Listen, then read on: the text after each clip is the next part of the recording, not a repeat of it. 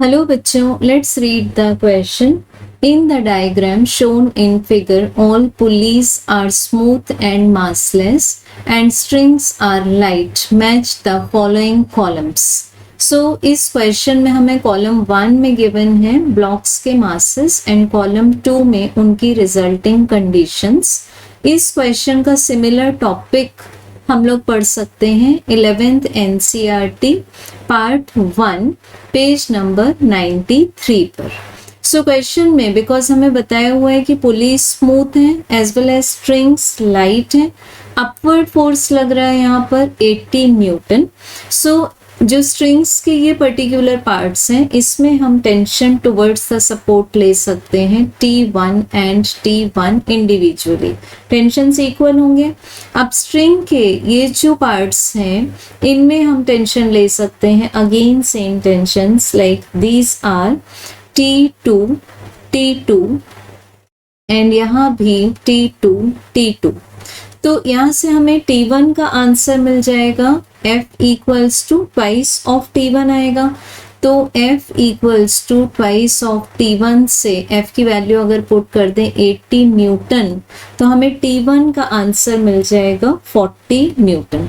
And then हमें T2 का answer क्या मिलेगा. Now for this part only we can take that twice of T1 equals to T2.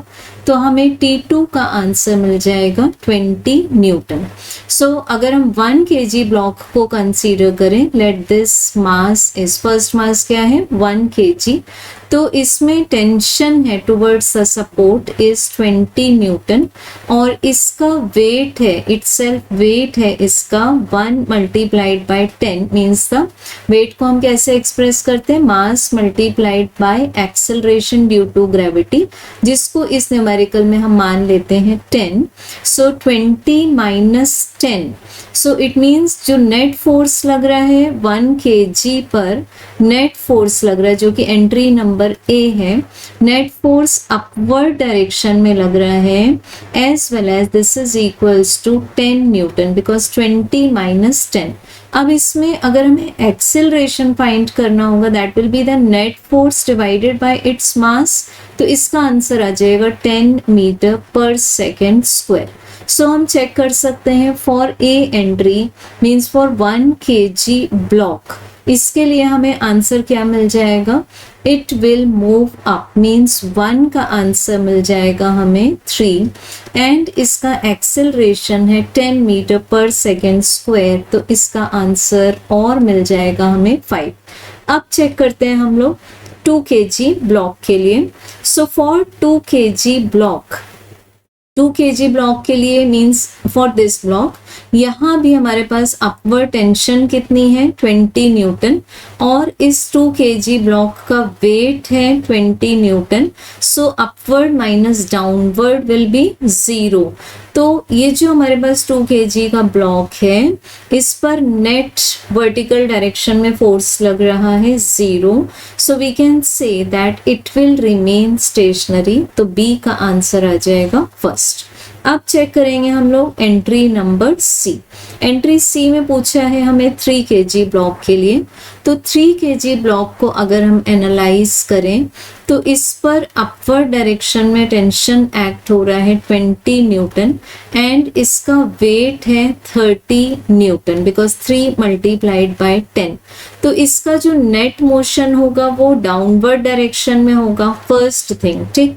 So it will move down.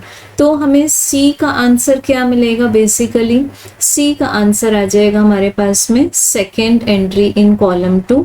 अब जब हम इसका एक्सेलरेशन निकालेंगे एक्सेलरेशन इज इक्वल टू इसको मान लेते हैं C. So this will be equals to net force जो कि डाउनवर्ड डायरेक्शन में है 10 newton divided by its mass. तो एक्सेलरेशन का आंसर आएगा 3.33 जो कि यहाँ पर प्रेजेंट नहीं है. अब चेक करेंगे हम लोग एंट्री नंबर डी. तो एंट्री डी में बच्चों हमें पूछा हुआ है 4 kg ब्लॉक के लिए. सो 4 kg ब्लॉक मीन्स क्या है हमारे पास में. अगर इसमें भी हम चेक करें तो the tension which is acting in the upward direction is again 20 newton और इसका वेट है हमारे पास में 40 Newton. So for 4 kg block, it means for entry D, the net force is in the downward direction.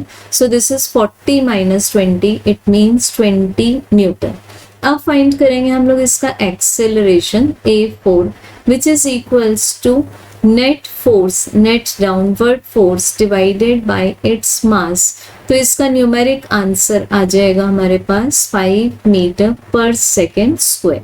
So D means 4 kg block कहाँ move करता है, downward direction में. सो इसका एक पॉसिबल आंसर हुआ सेकेंड और इसमें एक्सेलरेशन है 5 मीटर पर सेकेंड स्क्वायर. तो इसका एक और आंसर आ जाता है हमारे पास में फोर्थ एंट्री इन कॉलम 2. सो जब इनको ऑप्शंस में चेक करेंगे सो हमें मिल जाएगा correct answer as option 2. Thank you.